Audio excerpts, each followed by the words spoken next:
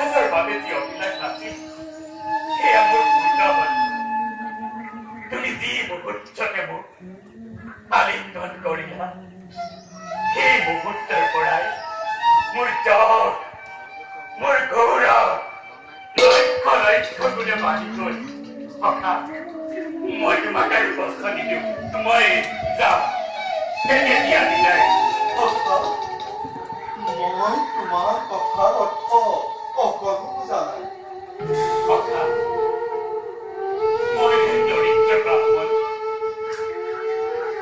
বিহুৰত যাৰ বলিয়ন বস্ত্ৰ, আৰু মই যদি তোমাৰ ৰাজ কাৰিকত ভৰি থওঁ, তোমাৰ ইষ্ট কুটুম জ্ঞাতি গণে কি ভাবিব আৰু কি ভাবিব এই তাৰকাৰ প্ৰজাগণে? আৰু ৰখা তুমি তোমাৰ ভক্তি হবৰ সন্মুখত মোক বন্ধু বুলি চিনাকি দি লাজ নাপাবানে?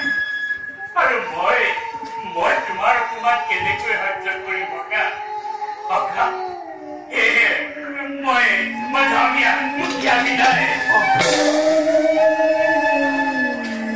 তুমি এতিয়াও আগৰ দৰেই সৰল হৈ আছা সখা।